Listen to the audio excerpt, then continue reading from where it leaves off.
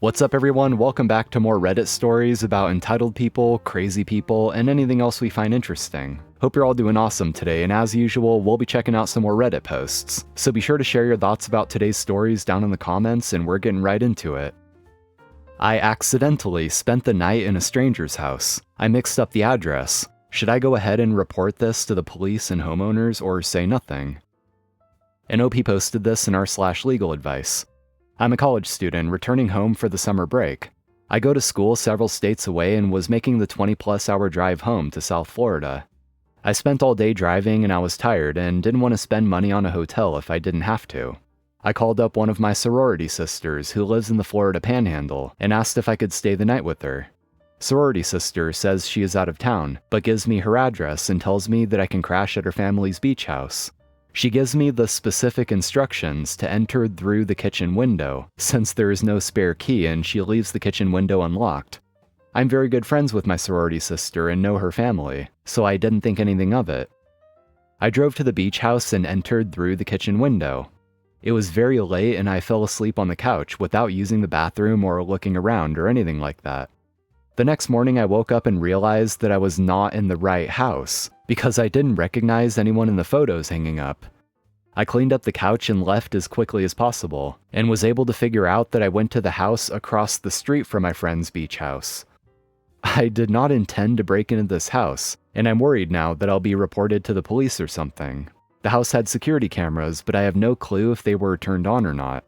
Do you think I should go to the police and let them know about the mix-up? I didn't cause any damage. The only thing I did was sleep on the couch and I left as soon as I figured out my mistake. I guess the only thing I can do is contact a lawyer. Thanks for the advice. And the pretty much unanimous response from commenters in the legal advice thread is a resounding hell no. Obviously you should not call the police and confess to committing this crime, accident or not. And so moving on to OP's update. My friend's family was able to get in contact with the homeowners and everything was fine. They were grateful that we let them know the window was open and understanding about the mix-up. I won't be climbing through an open window again. I read all the posts here and I'm thankful to you all for the advice. FYI, I had already told my friend's family about the incident, and they were already in the process of trying to contact the homeowners when I made the post. Otherwise, I would have followed the advice and remained silent. I'm lucky that the homeowners were understanding of the situation. Now, whether or not this kind of thing would actually be deemed illegal if there wasn't any malicious intent and it was a genuine accident, I have no idea. That sounds like the kind of thing that would have to be decided in a court of law if it got to that point. But the whole point here is to avoid it getting to that point. A commenter here says, "The fact that OP is even asking this question belies a gravely naive trust of the criminal justice system. The police are not there to help provide you with penance. They are not on your side. You did nothing wrong and thankfully suffered no consequences for it." Yeah, and I also do want to point out that I don't want this to be misconstrued as some kind of anti-police sentiment. This is regardless of how any of us feel about police. This is more so in regards to the criminal justice system in general, and the knowledge that anything you say can and will be used against you, the phrase we all know very well. And yeah, it's a good thing OP came here asking for advice instead of just going ahead and calling the police, because she seemed to have had the idea that if she was proactive about this, and went to the police and explained the situation before anything came back on her, then it would be good, right? That sort of honesty is a great trait to have, but not when it comes to the legal system. So it's good that people were able to steer her in the right direction before she went and confessed to a crime. A child launched a firework at me. Burns down the right side of body. Police seem more interested in pursuing the man who saved me. I've just been discharged on Sunday afternoon. A child and his friends aimed a firework at me on Thursday night while I was walking to the shops.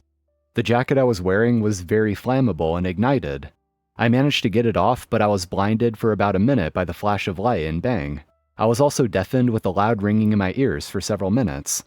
I experienced burns down the right side of my upper body, arm and neck. Thankfully, I was rescued by another man passing by who threw some object at the children as they were preparing to light a second firework. The object was possibly a glass bottle he found lying on the street. The children dropped the firework after it hit one of them, and the second one struck a wooden fence instead. Police have met with me on Sunday evening. They explained that they identified the children who did it, but as they were aged 8 to 9, they cannot be charged. I was violently attacked and burnt. I still have tinnitus from the explosion. Police then asked me to recount the events of the man who saved me. I explained how he threw a glass bottle as they were preparing to aim a second firework at me. I explained how that caused a second firework to miss. I told them about how he physically put himself between me and the children when they ran towards us. Police have said that the man who saved me and threw the glass bottle has been arrested. I do not know who he was or have his contact details. The last time I saw him was when he was physically standing in front of me to block the children from getting near me. They were jeering and making comments like, "Gonna cut you up." He was the one who called 999. Ambulance arrived. I was loaded on. The kids pelted the ambulance with stones as it was trying to turn around. That was the last time I saw the man. He doesn't deserve to be arrested. He saved me from them. Police only told me he had been arrested and charged after they asked me to recount the events of the man who saved me. I wouldn't have told them that he threw a glass bottle at my attackers if I knew they were going to use that against him. I got summoned for injuring my neighbor's kid who hurt herself on my property. I was served with the paper to be summoned in small claims court, and I am being sued by my neighbor for $10,000 in damages. Long story short, my neighbor's kids around 6 years old were playing on my front yard without my knowledge or consent, and one of them climbed onto my water fountain. I heard a loud crash and I found out that my fountain was destroyed and it toppled over on top of the child. I had to call 911 since the kid was bleeding badly. Now here we are as I just got served with papers to show up at court. My neighbor is making up excuses saying I failed to secure my fountain and that it was a tragic accident waiting to happen. They are suing me for damages and medical bills for their child. What should I do to prepare myself? Is there any counter-argument to that, especially since it was private property and the kid should have never been climbing on my fountain in the first place? And some of the comments from OP and other commenters elaborates on a bit more of the details.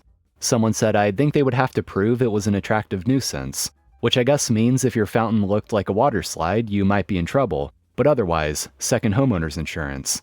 And OP says, "Nope, it was something similar to this." I also had a recording of a video that shows the front door of my house. The kid was playing on top of my fountain for 3 minutes with no sight of the adults until it toppled over. Parents were nearby, but were not paying attention to the kids. Maybe this video would help me claim that the adults should have enough time and warning to tell their kids to not climb on top of the fountain? And another commenter responded, "Have you had the fountain for a while or is it new? Have the kids climbed on it before? If it's been there for a long time and they've never climbed on it before, it seems like it would be tough for the parents to prove the attractive nuisance angle." And OP says, "The fountain has been there for a while, at least 5 years. I have secured the top piece of the fountain and the second level with Gorilla Glue to ensure the wind won't just blow it over, but never would I imagine that a kid would climb on top of it. Plus, the fountain was surrounded by rocks and flowers, and they have to walk over those things before being able to touch the fountain." So on to the update posted about 3 months later. So long story short, my neighbor sued me for $10,000 in damages.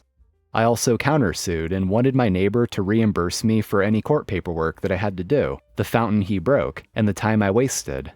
The judge concluded that I was not responsible for injuring my neighbor's kid, and that the fountain was properly secured to the best of my ability. I also showed him the video of the kid playing on top of the fountain before it fell. Judge told the parents that ultimately it was their responsibility to look after their kid, especially when the video showed over 3 minutes of the kids playing on top of the fountain before the collapse. They knew their kids were playing on the fountain and they did not tell them to stop. Judge rewarded my request for the damages to my fountain. Now my neighbors are hating on me.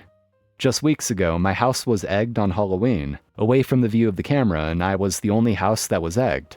Very suspicious that I would be the one house that was egged, and know the position of the camera unless I have shown it to them, like in court. Boss wanted everything done by the book, so I did. Entire office shut down for a day. Work as lab technician at a hospital in Milwaukee. Been there about 9 months. My supervisor, Derek, is one of those guys who panics about everything. 2 weeks ago, state inspectors came through and he completely spiraled. Started implementing all these new protocols that are technically in our safety manual, but nobody actually follows, because they're outdated from like 1997. Friday morning, he sends this department-wide email in all caps about how we're doing everything by the book from now on. 0 shortcuts. He doesn't care if it takes longer. Anyone caught skipping steps gets written up. Thing is, our equipment sterilization protocol in the official manual requires 8 hours of UV exposure between uses. We have 6 pieces of equipment. We run maybe 40 tests a day across all of them. You see the problem. Monday morning, I start the UV cycle on the first machine I use. Derek walks by later and asks why I'm not running samples. I show him the manual, show him his email, explain the math. If we actually follow protocol, we can run maybe 3 tests total per day as a department. His face went through like 5 different emotions. Tries to say, you know that's not what I meant. And I'm like, but you said everything by the book. 0 shortcuts, remember? He had to call the department head. They had to get someone from compliance on the phone. Turns out that protocol was supposed to be updated in 2015, and just wasn't. Nobody noticed because nobody followed it.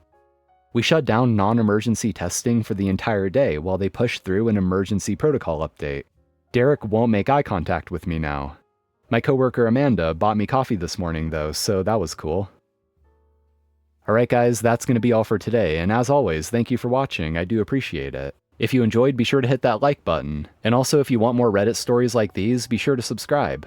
Anyway, have a good one everyone, I'm out of here.